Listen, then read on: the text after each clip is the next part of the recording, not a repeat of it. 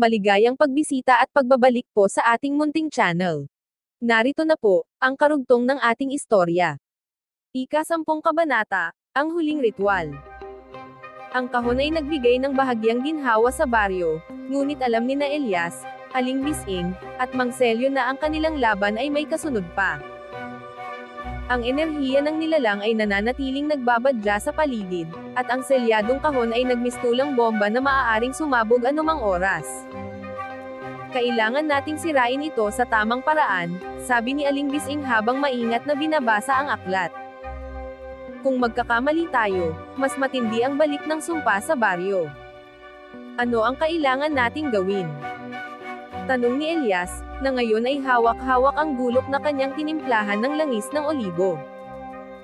Ang aklat ay nagmumungkahi ng huling ritual, isang seremonya na kailangang gawin sa ilalim ng buwan. Ngunit dapat itong gawin sa lugar kung saan unang nabuo ang sumpa, sagot ni Aling Bising. Ang ospital, sabi ni Mang Celio, nakatingin sa malayo. Doon tayo nagsimula, at doon din natin ito tatapusin. Sa sumunod na gabi, nagtipon ang tatlo sa harap ng ospital. Ang baryo ay tahimik, ngunit ang hangin ay puno ng bigat. Ang liwanag ng buwan ay tila nagbigay ng kakaibang kinang sa gusali, at ang paligid nito ay tila binalot ng usok na hindi galing sa kahit anong apoy. Dala ang kahon, ang aklat, at mga sagradong kagamitan, pumasok sila sa ospital. Ang bawat hakbang ay nagdulot ng malamig na kilabot sa kanilang mga katawan. Ang mga anino ng mga lumang kagamitan sa ospital ay nagmistulang mga nilalang na nakamasid sa kanilang bawat galaw. Sa gitna ng ospital, binuksan nila ang altar kung saan nila unang nakita ang lihim na silid. Ang mga simbolo ng kadiliman ay naroon pa rin, ngunit ngayon ay mas maliwanag at mas buhay ang mga ito. Inilagay nila ang kahon sa gitna ng altar. Simulan na natin, sabi ni Aling Bising habang binibigkas ang mga orasyon mula sa aklat. Ang kanyang tinig ay malinaw at matatag, ngunit bawat salita ay tila humihigop ng lakas mula sa kanila. Habang isinasagawa ang ritual, nagsimulang yumanig ang ospital. Ang mga pader nito ay nagkaroon ng mga bitak, at ang hangin ay napuno ng sigaw na galing sa kawalan. Isang anyo ang lumitaw mula sa kahon, ang nilalang na mas malaki at mas nakakatakot kaysa dati. Hindi niyo ako matatalo. Sigaw ng nilalang habang pilit na nilalapitan ang tatlo.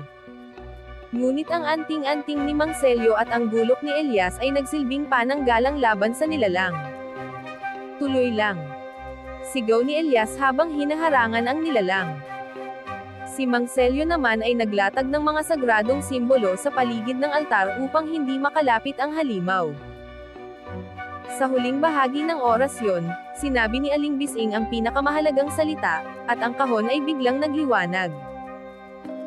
Ang nilalang ay napasigaw sa sakit habang ito'y hinihigop pabalik sa kahon. Ang liwanag mula sa kahon ay tila araw na tumunaw sa dilim ng ospital. Nang matapos ang ritual, ang kahon ay nagmistulang abo at tuluyang nawala.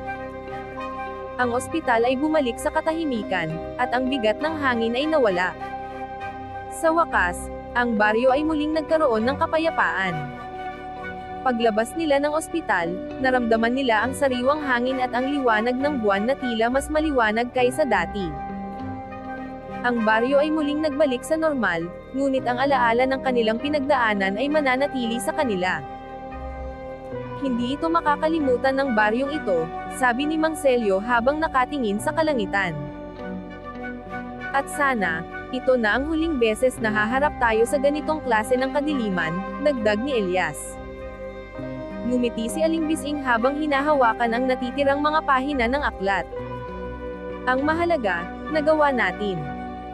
At ang liwanag ay muling nanalo laban sa dilim. Sa gabing iyon, muling nagliwanag ang baryo, hindi lamang dahil sa buwan, kundi dahil sa tapang at pagkakaisa ng tatlong bayani na muling nagbigay buhay sa baryo. Bagamat maaaring may paparating pang pagsubok, handa silang harapin ito ng magkakasama. Sana po ay nagustuhan nyo ang ating munting istorya. Hanggang dito na lang po muna. Maraming salamat po sa pakikinig. Pwede po bang humingi ng subscribe? bilang pagsuporta sa ating munting channel. Hanggang sa susunod po muli. Stay safe and God bless.